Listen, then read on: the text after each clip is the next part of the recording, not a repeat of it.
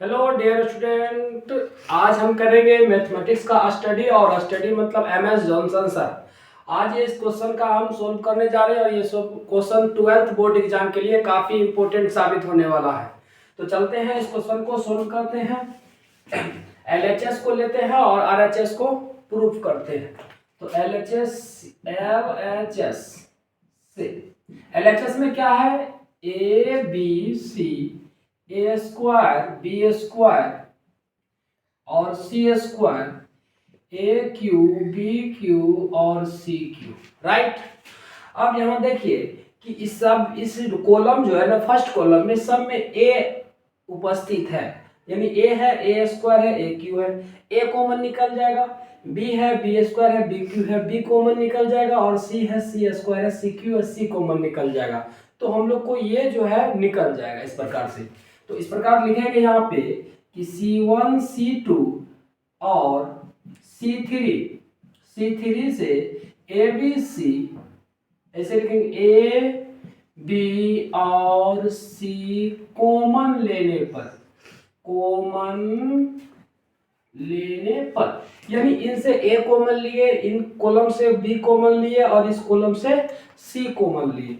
तो A B C common आ गया। तो यहाँ पे देखिए A कॉमन आ गया तो 1 बचा, A कॉमन आ गया तो A बचा, और A कॉमन आ गया तो A² बचा। एक एक 1 A कॉमन ले लिए।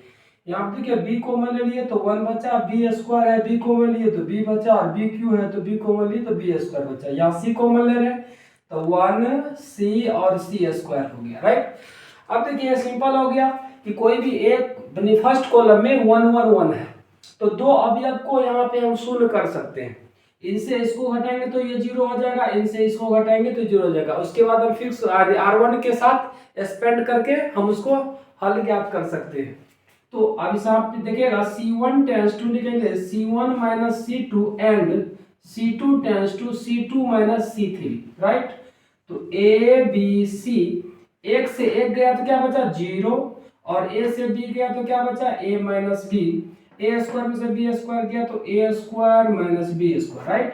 1 में से अब C2 में से C3 को घटाना, तो 1 में से 1 गया 0, और B में से C गया तो B माइनस C, B² में से C² गया तो B² माइनस C²। और कॉलम 3 को सेम टू सेम रहने देते हैं, राइट। यहां तक हम लोग आ चुके हैं। अब यहाँ देखिए A² माइनस B² का फार्मूला लगाते हैं। A² माइनस B² का फार्मूला क्या होता है? A² माइनस B² का फार्मूला होगा A plus A minus B into A plus B, यानी एक बार बीच में प्लस रहेगा, एक बार माइनस रहेगा। तो चलते हैं थोड़ा सा सोल्व करते इस प्रकार से क्वेश्चन को।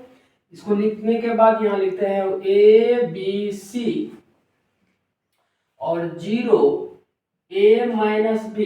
यहाँ देखिए A² माइनस B² है तो एक बार लिख देते हैं इस प्रकार से A माइनस B और A प्लस B।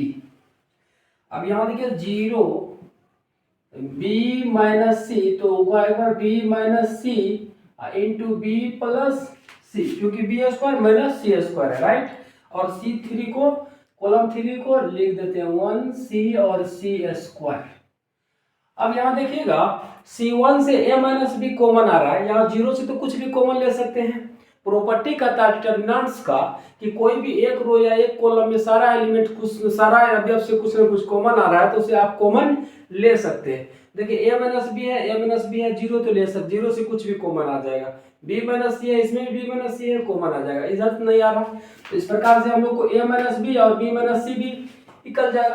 तो यहाँ पे लिखते हैं C1 और C2 से A माइनस B एवं B माइनस C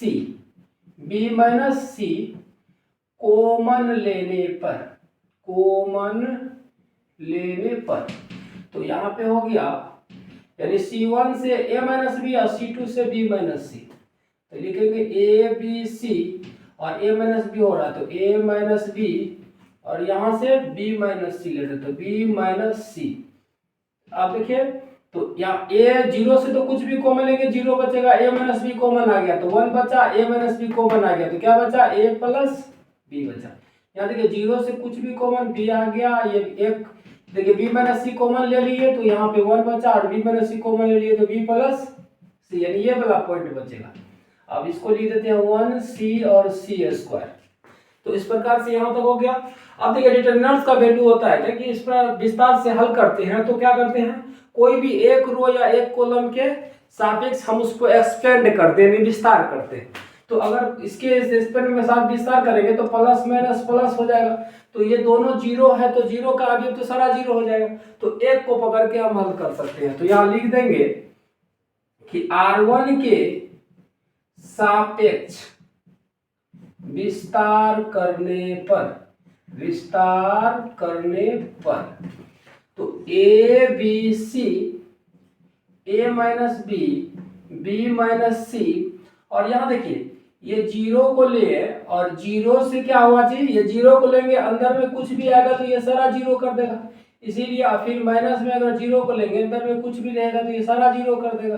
तो हम इन दोनों को छोड़ देते हैं और यहाँ पे क्या पकड़ लेते हैं, एक को पकड़ लेते हैं जो पॉजिटिव है, एक। अब एक को पकड़ने के बाद एक के सामने सामने का रो कॉलम को हटाइए, क्या बचा 1 1 ए प्लस बी और बी प्लस सी, इस प्रकार से 1 1 a plus b, b plus C.